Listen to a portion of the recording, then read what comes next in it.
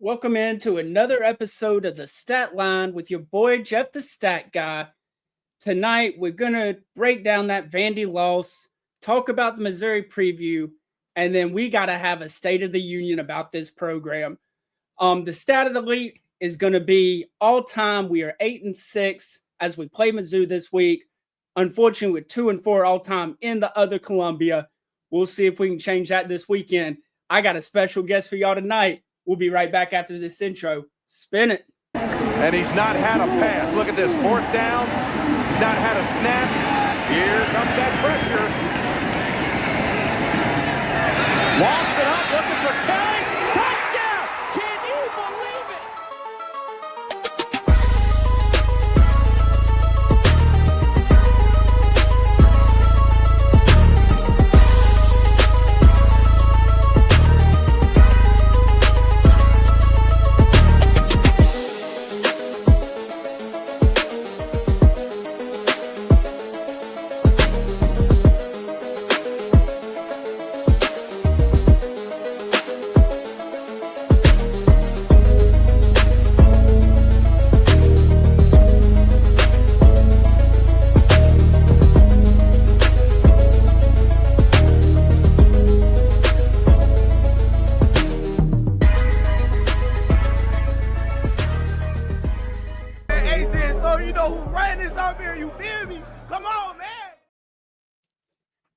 So, special guest tonight.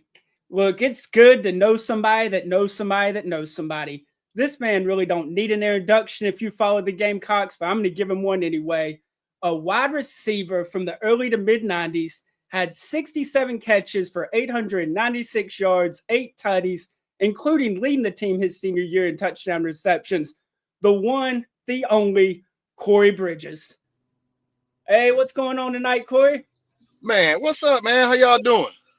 Doing good, man. Doing good. Appreciate you joining us tonight. We're gonna break down that Vandy game, talk some Mizzou, and I just need to get some questions from you anyway, because I want to know what it was like being a Gamecock back in the day. Look, I know you a Georgia boy. What was it like going through that recruitment process to ending up coming up to Columbia, South Carolina? Man, it was that's like still a touchy subject, man. It's kind of bittersweet. I got recruited coming out of high school by Georgia. Georgia boy, right? I was a Georgia boy. Herschel Walker. I mean, you name it. I'm bleeding red and black, right? So, if y'all don't know, if you can't see, I'm not the very biggest person in the world. I'm about solid, coming out of high school, 5'6", a buck, 58 pounds, wanted to play running back. So they decided to go in a different direction. My accolades, spoke for itself at the time. I don't mean to toot my horn, but at the same time, if there was a star rating back then, I was 5. But I was about 158 pounds soaking wet and wanted to play running back at UGA, and that wasn't happening. So, they recruited me, but I went on my visit, got there. My recruiting coach was all in. Head coach was just like, I thought you was bigger than that. And recruit, you know how it works. So the head coaches give he give the position coach the A-OK to, go ahead and offer. He gave him the A-OK, but somehow they rescinded it.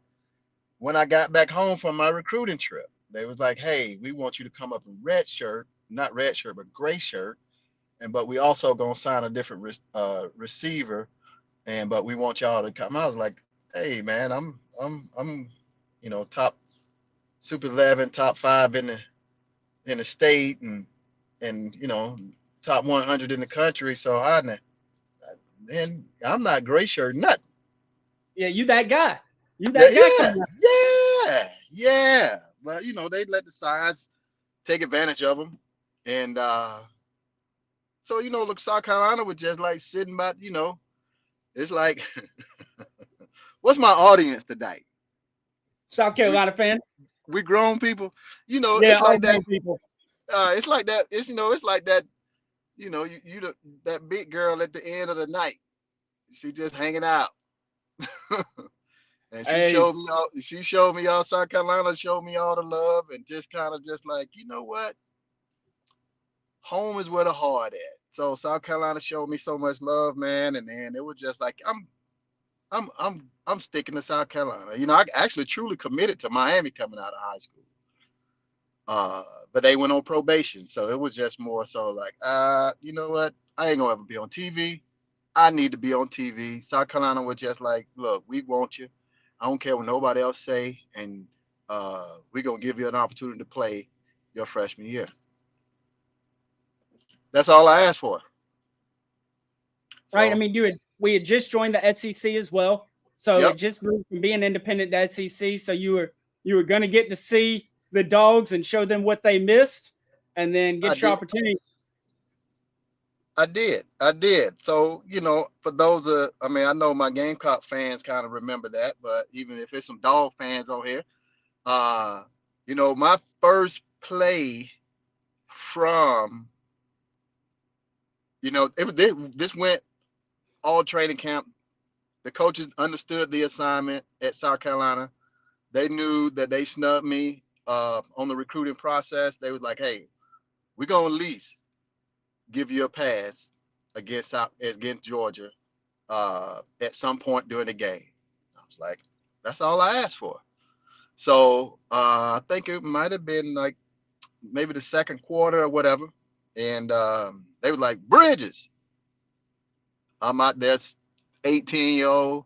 I gained a little weight from 158 to about 162 pounds. And I might have grabbed another half inch out of it. I was about 5'6" and a half then. And um, they were like, we're going to throw you a post. I was like, let's go. Got out there. And the first play was like somebody jumped offside. So, you know, I'm already nervous. I'm in Sanford Stadium. I'm on the field.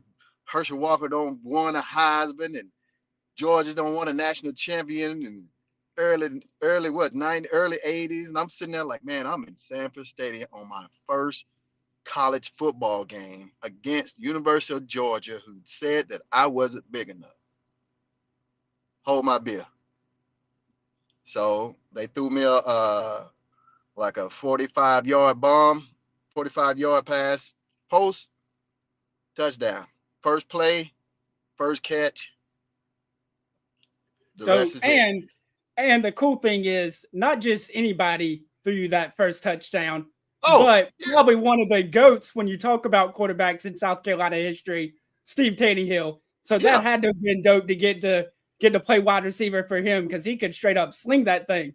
Yes, sir. Yes, sir. I mean, yeah, that's my dog. He was like, as soon as I got in the huddle, hey, you ready? I was like, man, I was born ready for this. He said, let's go. So that's what it was. That we call it pass 46. That 6 is the post. That backside is a that backside is a square in. If the safety, they messed around and brought the safety down. Now I almost want to think it was your boy right now. That's the head coach up at University of Georgia right now, and I think it was Oh, him. bro, they Yeah, done brought Kirby down. yeah, Kirby. If you listen, if you ever see this, Kirby, damn it, I got one on you. Appreciate it. Oh, so being a Georgia boy, obviously you got the Georgia Tech. You felt that all the time growing up. Yeah, Did you understand how passionate the Clemson South Carolina rivalry was before you got on campus? I did not. I did not. I can tell you this: on my recruiting visit to South Carolina, I don't think they do this anymore. For them to let you know to understand how crazy this rival is, they would take you to the state house, not the state, not the Eaton State, downtown to the state house where they, have the laws and the books and everything. Mhm. They'll they'll bring the book out and open the book and says, uh, whatever law 5.732, University of South Carolina must play Clemson in football. And, the first year I got there, I didn't really understand how bad it was. until, even throughout the year leading up to it, it was like, man, we just wait till you see the clips again. Wait till how crazy these people go over clips again. I'm like, all right, William Bryce is already rocking, right? But it was just like, I don't, let me check it out. Let me see. You know what I mean? Georgia Tech, Georgia, yeah, it's a big rival, but these people up in South Carolina about this Clemson South Carolina thing, woo. I'm from Georgia, and I see the Georgia Tech, and it's like, yeah, it's pretty big, but kind of Georgia, yeah, they kind of dominate that series, and which Clemson dominates South Carolina as well. But at the same time, it's just the pure like, I done read family members getting killed and shot by shotguns just because of this rival. You know what I mean? Yeah, So it's ugly around here. And we got some comments, some former dogs jumping in. here we go. Rob hitting you with the bridges. Shorty Parker saying that they just wanted to inspire you, and I guess it worked. So definitely some dogs getting in here, giving you some jabbing, some other Georgia boys. Keisha Wood getting in, appreciate it. But yeah, that's the thing. A lot of people don't realize how intense and how hateful this rivalry is, especially with the gap that there is in the wins and loss. One thing I can say I appreciate about you, you never lost up there in Pickens County, and we love that. Got you 2 dubs up there, so we appreciate you going up there into Death Valley Junior and showing them a thing or two. And that was really cool because we won 3 straight because we had beat them in 92 as well when Steve Tannehill signed the ball. Yep. What from your college career, what's probably your most memorable play? Was it that first play being in Georgia, you being a Georgia boy? I can honestly say that was probably it. I think my junior year, I ended up scoring again against them. I had a pretty good game. I had like a dope ass diving catch in the corner against Georgia, and I had another nice little, couple of little catches against Georgia. I always had my kind of on my 8 game when I played against them, just because. That's people to understand about rivalry. You kind of step outside. And elevate. That was a big one for you because you felt spurned. You felt like they looked at you and all they saw were measurables when you bring stuff to the game that you can't measure. And so all they see is 5'6", like you say, 160 pounds. It's too small for us when you're so much more than that. And you're like, okay, that's how y'all felt. I got it. I got something for you. That's it, man. That's it. I just felt like, to be quite honest, I didn't, I was talking about this the other day, not too long ago. I was like, even when I was playing, I don't see myself, you know what I'm saying? I didn't visualize myself being so little, you know what I'm saying? But when I'm out there, it's like, I feel like I can do whatever a 6'2" wide receiver can do, you know what I mean? So I just didn't feel that, I don't know, call me crazy, but it's just like, man, I felt like I was 6'4", 6'5". You know what I mean? So that's just how I. Susie getting in the comments says we got a Newman High legend. So obviously they know about your history down there. Yeah, bro. I might be 5'8" on a good day. You can't tell me I ain't 6'5". I got that Napoleon syndrome. I think I'm the biggest, baddest dog in the yard. That's what I be trying to. Yeah. I know I have, I train people, athletes and stuff like that now. And a lot of parents come to me and they say, well, they just, they so small. I said, you can't even sit here and tell me. Don't even give me that. I can't even. Right. Because you lived it where you had people tell you that and you went out there and did it on the biggest stage in the SEC. And then Shorty getting in the comments again saying that he's glad they were able to inspire you. Inspired me. Yeah, I appreciate it. So did you so let's just get into it. Let's rip the Band-Aid off. How much of that Vandy game did you watch this weekend? Woo, man. I am a diehard Gamecock. I am. That's my alma mater. I'm gonna stick with them to thick and thin.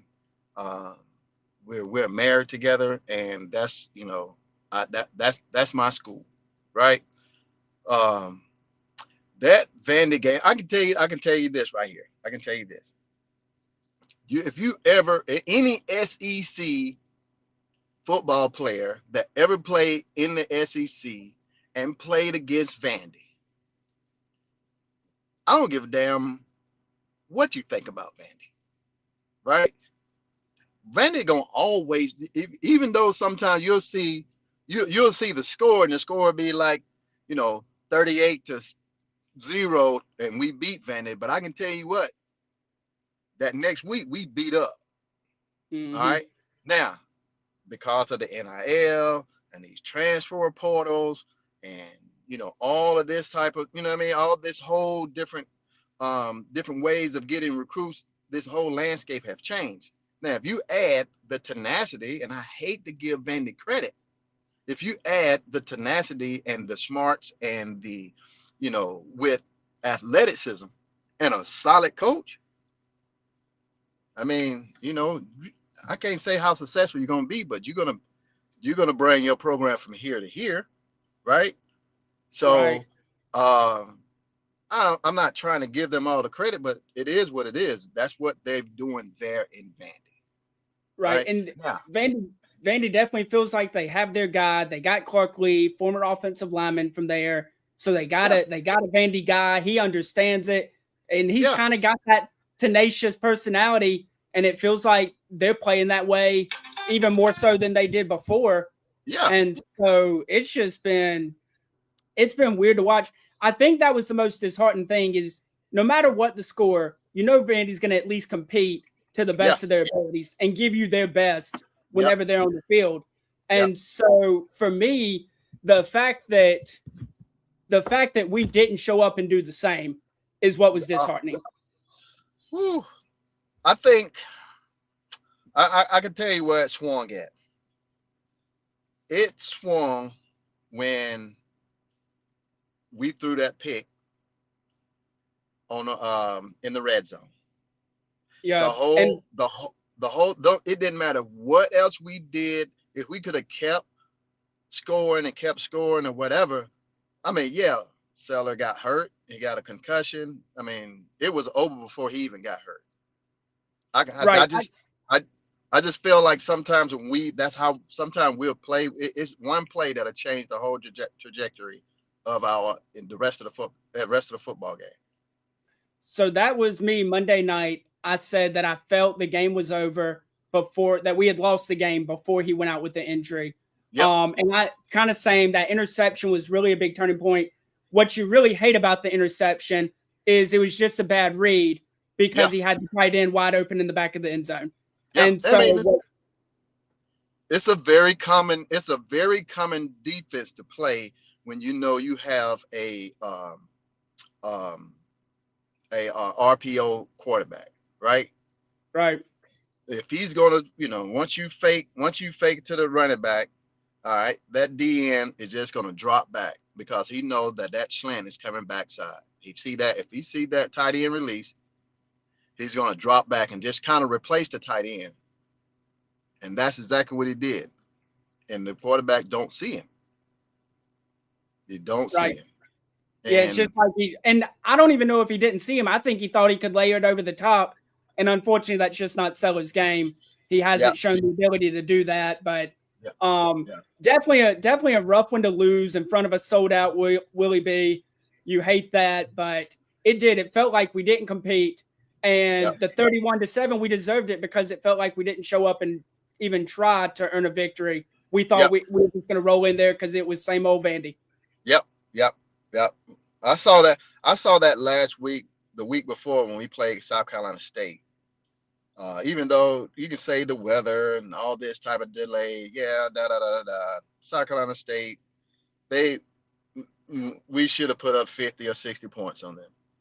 Right. It's SC State. The talent gap is so vast. It's so bad, right? So it's like there's absolutely now that coach at South Carolina State is a damn good coach, right? So he'll he got his boys to believe that they can at least compete, but if we don't put our foot down the way we should, and I think that's sometimes that's just our MO, right? we get, we ranked, we top, being a top 25, we could be top 10 next week, and we just gotta keep, doing what we're doing. No, you can't keep doing what you're doing because you're gonna have to adjust. You're gonna have to do something different because these, coaches and scouting and all this stuff. I mean, this ain't a game, right? Right. The SEC ain't a game. You can't do the same thing you did the week before. And a lot of people say, well, we didn't bring out our whole offense. Well, a lot of times as a offensive coordinator, you want to be in rhythm. And we ain't never caught rhythm. So we didn't find a rhythm. We didn't have a rhythm against Virginia Tech. Punt return saved our life. The 2 punt returns saved our life in South Carolina State. We can, so it's like our offense never got into some form of rhythm, even though it's the beginning of the season. We just aren't consistent, whether it's pass blocking, whether it's catching, whether it's running the ball. It's like the small detailed things that we're not. Now, do we have a team that can compete and go to the playoffs? We do. We absolutely do. The problem is, well, my opinion, is that we're not consistent. We're not consistent enough we're not getting the first drive that we had in that game was about the most consistent I ever seen us be. And that was just one time. And unfortunately, the first drive of the game has looked good this year because it's on that preset where all 10 plays they're going to call, and you can kind of get in that rhythm because you already know the next play call. It's after that, what are you doing in the second quarter after a defense has stopped you once or twice? So you get in a 3rd and 7, and that's where we haven't been able to kind of show up offensively. But moving forward, the report came out today. LaNorris Sellers did practice today and is expected to start, barring a setback during practice or walkthrough tomorrow. What do you think about the news that he practiced today, let alone that he's probably starting Saturday? Because to me, it looked like a concussion when he was laying on the field last Saturday night. I mean, what else do you think it would have been, right? Right. I mean, again, when we talk about the concussions, there's always levels of concussion. Like, so, when an athlete get concussed, just because it's concussion doesn't mean that the severity of the concussion is what it is, right? So, he got concussed, and then, some concussion makes you, blurry, headaches, and all of that. Some concussion makes you throw up. Some concussion makes you just forget, and you just go to sleep, and you're knocked out. And it's so many different levels. I don't think his concuss was of a very high level, but at the moment, while he was there, I think South Carolina was being very cautious of the fact that, hey, listen, we need you more later than we do now. You know what I mean? Right. So, are you cool? You trust the medical staff? You cool with him playing Saturday? If they put him play? I do. I think. I have to trust them because if I don't, they wouldn't have a job, right? Because if they didn't make the right call, he would. They actually putting their job on the line by getting him out there. So, all right, well, I trust that they're going to make a really good decision to allow him to play. I'm sure they would definitely keep an eye on him as the game progresses. But I'm not down their decision. Put it like that. Yeah, and Shorty got in the comments. He said he was laying down on the ground for too long, and that was what worries him. I kind of felt the same when he rolled over onto his back. It looked like he had some of the rigidness in his hands and arms. But again, you never know. Sometimes that's just a quick body reaction. You don't know how severe it is until you start testing. I definitely understand you with that. Well, as we move on to while we're here previewing this Mizzou game, the big thing to watch for this weekend, Mizzou loves to run the ball. And it looks, as of so far this year, that South Carolina has returned to some bad habits with their run-stopping defense after that being a strength last year. The numbers aren't horrible. We're only giving up about 110 yards a game on the ground, but Missouri is rushing for over 300 yards a game. The last 2 games, they've had multiple running backs with over 100 yards each, and they have shown a willingness to just line up and say, here it is, try to stop it. Yeah, that's very concerning, right? That's very concerning. Um, I think we did a great job against Virginia Tech, but Virginia Tech is 0-3, and they just fired their coach. So that's not a good way to. That's not a good scale to go off of. Then you go to South Carolina State. I say it was South Carolina State. They did have some pretty decent carries in there on us. But Vanderbilt ran it down our throat. Yeah, and see, the weird thing is Vandy is a little different because they have a very unique playbook. They do a lot of window dressing with somebody's in motion every play. Even if he ain't touching the ball, they always got somebody going across the backfield in motion, trying to pull a linebacker or get somebody's eyes moving, whatever the case may be. But the big concern from that game looking ahead is we couldn't get off the field on 3rd down. We couldn't get off the field on 4th down. And it's like, man, you're right here and you just can't make you miss a tackle, and now it's 3rd and 13. They throw a 4-yard hitch and it busts for 15, 20 yards. And it's like, they gave it to you. They throw it short of the sticks, wrap up, make the tackle, and we just didn't do what we needed to do. I think, I mean, and obviously this is just my perspective. I think that we got away from what we are, like fundamentals. You know what I mean? I think we got a little bit outside of like, okay, like let me break down, let me wrap up, instead of let me get a highlight hit so I can get it and post it on my Instagram, or let me, you know what I mean? So I felt like we would just, and this happened a lot, a lot of guys like, I'm gonna do something so I can get a lot of likes, so I can put this on my story, I can do this on my Instagram. He's still trying to do what the coach is gonna try to tell him to do, but you're just not. You're trying to break down. You're not. The guys on defense aren't breaking down. They're not wrapping up. That's football 1-on-1, right? They're trying to drop their head, throw the shoulder in there, and try to just knock somebody's asses out. But no, bro, you need to break your little ass down, wrap up and tackle, and move on to the next play. So keep it moving. And one thing that I knew our defense would take a step back this year from last year. It was just bound to happen. I think the gap's a little bit larger, at least right now, than what I was hoping for. But the season's still young. But I mean, you lose your vocal leader in the secondary and Imamore to the NFL, and then you lose 4 guys off the 2 deep of that defensive line, all in the NFL right now. It's like that's a lot of dudes in the NFL. You trying to replace in 1 year. Absolutely. It's tough.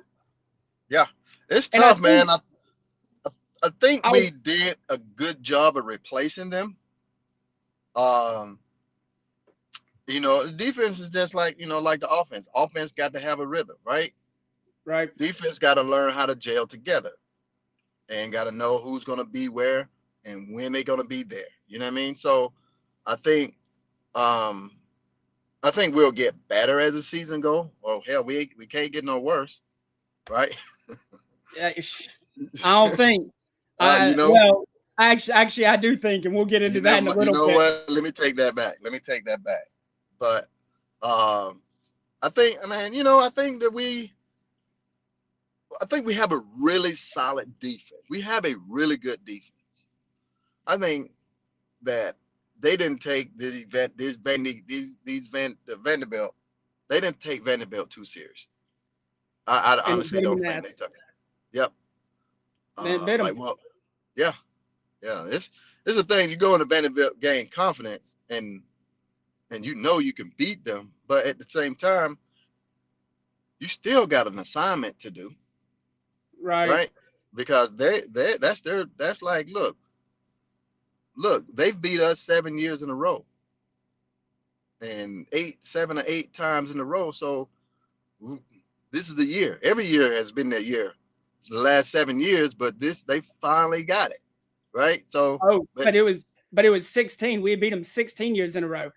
So my bad, my they've bad. been licking their chops looking for this one. Yes, yeah. So it's more so like, hey, listen, just like we'll say us and who, um,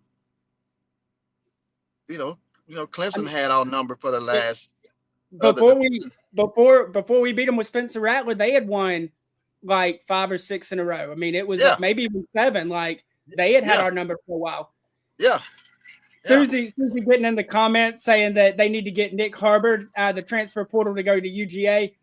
Susie, I hate to break your heart, but Nick Harbor is only going to one place, and it's going to be the NFL draft come March. Yes. Do I think he belongs in the NFL draft this year? I do not. But the NFL scouts say he is 6'5", 235, and he runs 10-100. Yes, please. Yes, they will. As a wide receiver, I do think, the jury is still out. Is he going to the NFL? Absolutely. Will he play in the NFL? Absolutely. Will he be a first rounder? He has all the tangibles, everything that you need from a wide receiver. I honestly think he absolutely. I mean, this year is going to be the year for him to go out and, he's been doing a pretty decent job, right? He's been doing a pretty decent job. I think he can set himself up for the rest, for the rest of the year if he continue to, have some pretty solid games.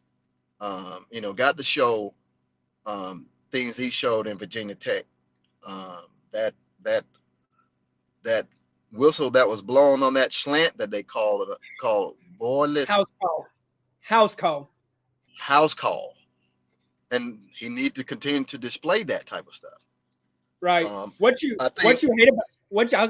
hate about that play is by the time they blew the whistle the second time to make sure it was stopped, he was 10 yards further down the field than he was when he caught the ball. I mean, he caught that thing in stride and was on his horse. It was over with. It was over with. That right there, that would have changed the trajectory of our game. That one play. But I don't know. The way the defense was playing, it was oh gosh, it was awful. Just couldn't get off the field. Oh, so we like to do predictions around here. So give me your prediction for the South Carolina Missouri game this weekend. What you thinking heading into the game? It's gonna be. I was gonna say the spread right now is down to 10.5 after starting at 12.5. You think we cover? We're gonna get mollywopped. How you think it plays out? 27-24 us. 27. Yeah, 27-24 us. We'll kick a field goal in the fourth quarter, and we'll hold them off. And then Missouri's going to make a mistake, and we'll get the ball back, and we'll kneel. Okay. I definitely like that. I said on the show last night when I originally picked this game, I said that I thought we were going to get boat raced. But look, after talking to you tonight, after reading that LaNorris is going to be starting on Saturday, I'm ready to backtrack it. I do. I think we're going to go out there to the other cola, and we're going to come away. And I'm kind of with you. I think though it's going to be 31-27, somewhere in there. I think we get maybe an extra touchdown. Still looking for another touchdown on a punt return from Vicari Swain to set the South Carolina single season punt return record. And he's still only 2 away from tying the NCAA record in a single season. So definitely some things to look forward to. Yeah. Well, finally, man, the last thing on the books for tonight is a state of the program, where we're at, where we need to go. Look, heading into the year, They sold us kind of playoffs or bust, that we had the team to get there. We got snubbed last year. So when you're told that and then you lose at home to Vandy, people start asking questions, because a playoff team shouldn't lose at home to Vandy, especially not in the way they did. Yeah. Do you think that some coaches within that staff may need to lose their job this offseason, or maybe during the season? I don't. One thing about me, I never want somebody to ever lose their job.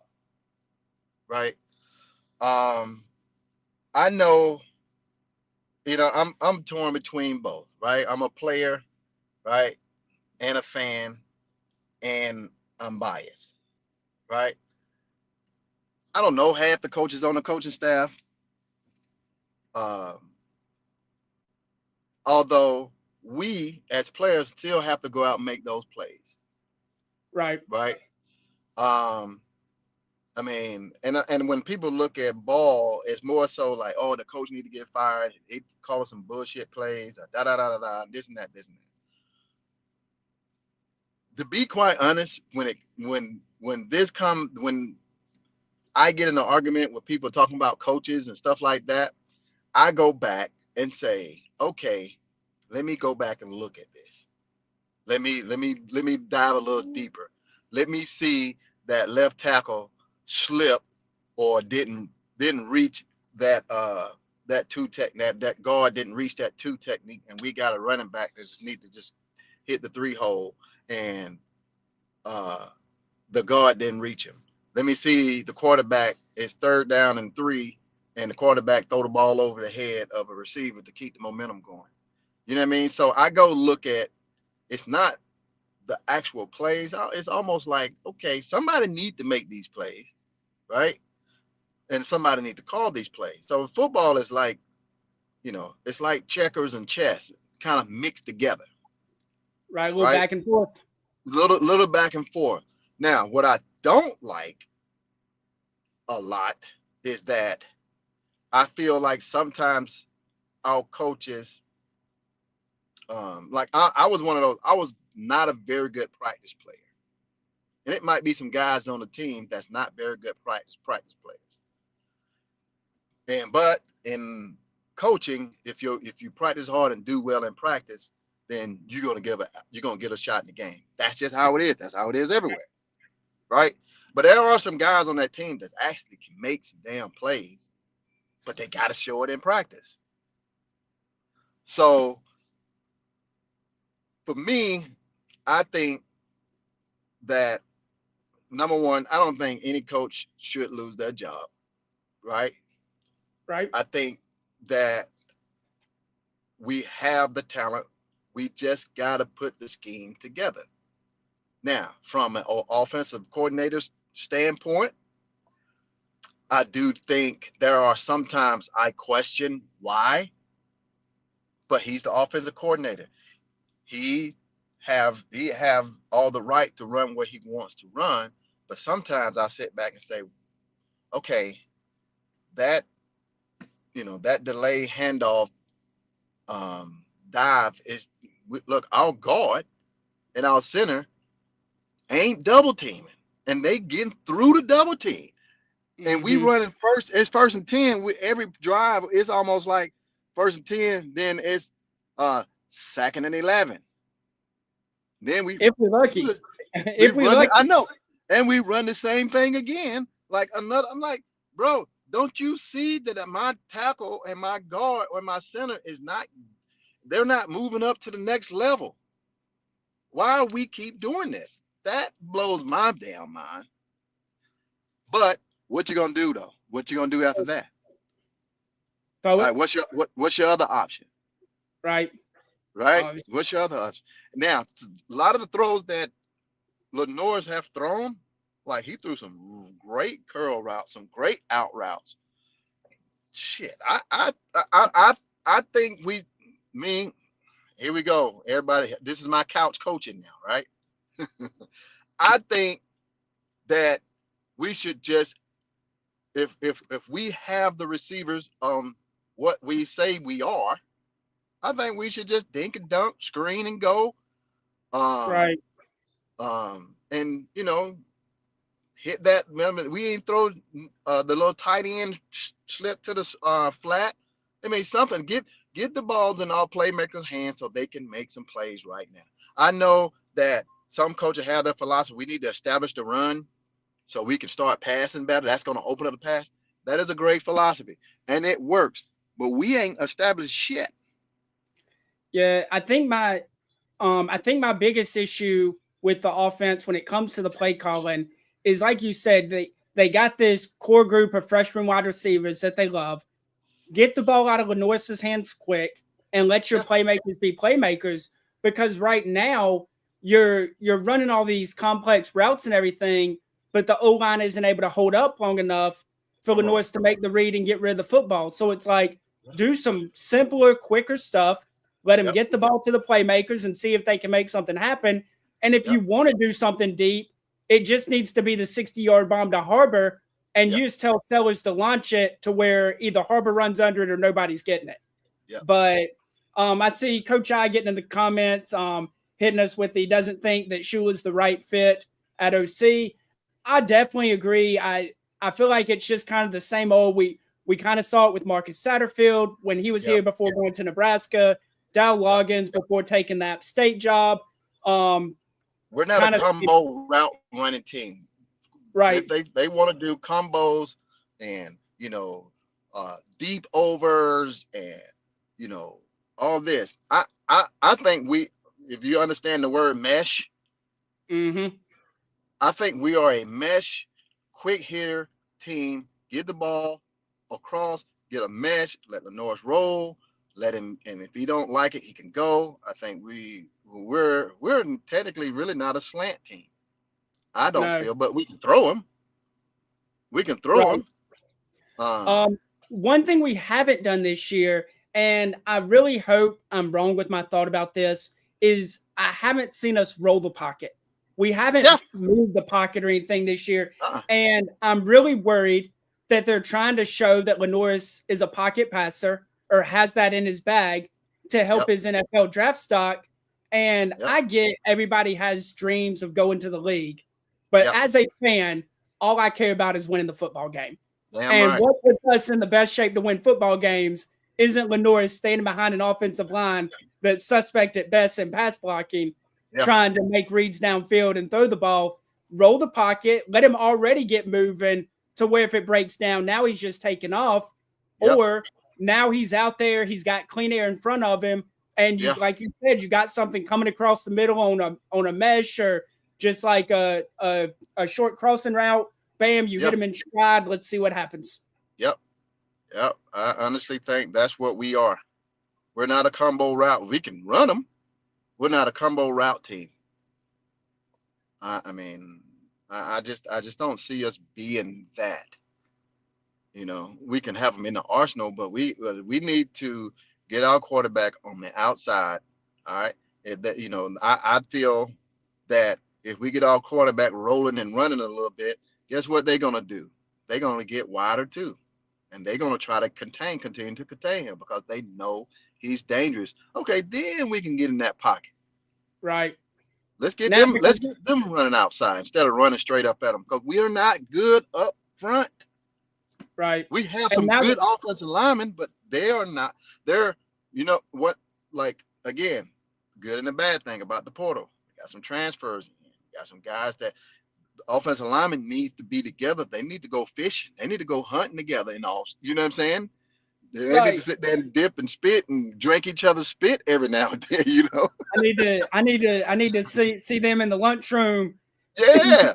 meals, and you Yeah. just can't when guys are getting in late in the summer because of that second window, which they just got rid of. You don't Yeah. get that time to You become a don't. unit. And Yeah. I don't care how good somebody is individually on the line. If Yeah. they're not a complete unit, the whole Nope. line looks bad.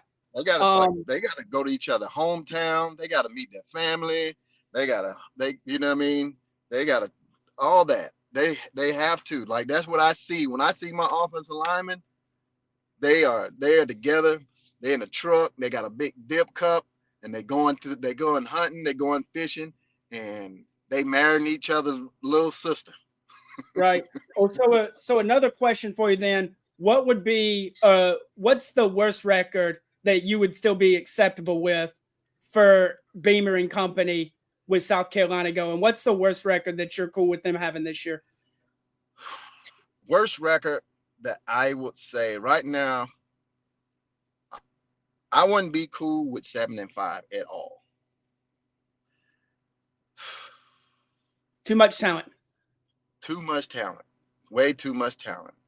But at the way it looks right now, that's where we're going to be looking. Right. That's and I think as fans, that's where the frustration comes in, because all off season, you're kind of looking like we have the talent, and the way our schedule sets up, while these are hard teams that we're going to have to beat, we have the talent to match up. You win a couple of them, we go 10-2, and we got a shot at the playoffs. And it's like now, because of that Vandy loss, you now wonder, was it just us not showing up and we can bounce back this weekend? Was it Vandy being way better than people thought they were? And it could be a combo with, it could be a combo of things, or South Carolina could not be what they were sold all off season, and this thing could get ugly in a hurry because all those teams are still on our schedule, and they're licking their chops at what they've seen right now. Somebody lying on stars. You know what I mean? It's either one or two things. The stars of these recruiting sites lied, or the coach is not doing what they're supposed to do, or not developing the things that they need to develop when it comes to these athletes. Now, I give them grace because, they're young men and they got a lot of money now, which that could also be another problem too, in keeping the focus. Like, you are a great athlete, you are a great receiver, you are a great running back, you are a great quarterback, but are you truly locked in? Now there's you can be locked in. I'm busting my ass every day at practice. I'm doing what I'm supposed to do when I'm in the building. But then when I get outside the building, do I leave all that at the building? Or do I take some of that home and continue to do the things that I need to do to kind of continue to help myself in the building? Right? So it's I feel that's where we are now, that we got too much other things outside of football, that we're not truly focusing on what we need to do inside the building, even outside the building. And you brought it up as far as like the money and everything. Back in the day, it was somebody from your hometown maybe dropping a couple $100 to buy you a beater to get handshake. Back and forth to school with. Yeah, handshake, something. Now there's a whole bunch of Land Rovers sitting in the parking lot. Bro, I got $25 every 2 weeks. Man, kids today would tell you, ain't no way I'm doing that. I got $25 every 2 weeks. Number one, school was free. I had free meals. My parents did get me a car when I came to school, but I couldn't drive it that much because I ain't had gas money. Right. But sometimes games, you'll find a couple people to walk by and tell you a good game. You got to score. You got to have a good game, but you'll get a couple handshakes. You'll get a couple envelopes back in the day that, kind of set you up for a couple weeks. But, other than that, no, it wasn't no checks coming in. It was nothing.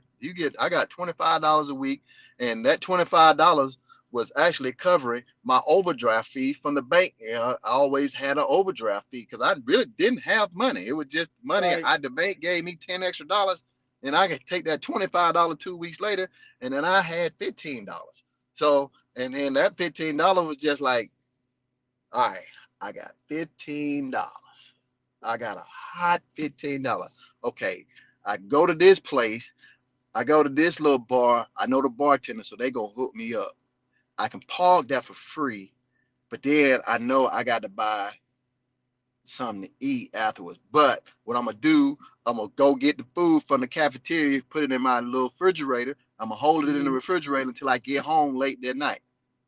I still got my $15. Then you probably got to throw a $5 or something in the tank to be able to Yeah. get around. But you Yeah. don't want to put the whole 15 in the tank. You don't So, know. No, you can't take the money out, all the money out the bank, because yeah. you're gonna get another overdraft fee. That was killing me. The overdraft fee killed me. I just Well, so man, yeah, man. I appreciate chopping it up with you tonight, man. Let all the Fanatic Nation and let these Gamecock fans know what you got going on in your life now. What you been up to since returning back home to Georgia? Man, I own a sports performance company called C4. The C4, my name is Corey 4. I was explosive, so it kind of go hand in hand with what I've been doing that for years. Also do coaching on the side, as far as like motivation coaching, life coaching, and kind of mental coaching for athletes. I also have an online app that also do personal training too as well. So those of you who are out there looking and seeking to change a little thing about yourself and your life, you can use my app. We can also get on a call, and then just kind of just help you out. I know a lot of times a lot of people feel stuck on where they are and where they want to go. Sometimes you just need somebody else to kind of give you a different perspective. You know what I mean? So I feel like I have the experience in life with a lot of experience, as far as like people not wanting me to belong or meet people, what I mean, just a lot of obstacle in my life, and everybody's going to have that. Sometimes people get stuck and don't know which way to go. Even athletes don't know how to communicate with a coach, and they also think the coach hate them. Well, no, let's talk about it. You know what I mean? So that's what I do now.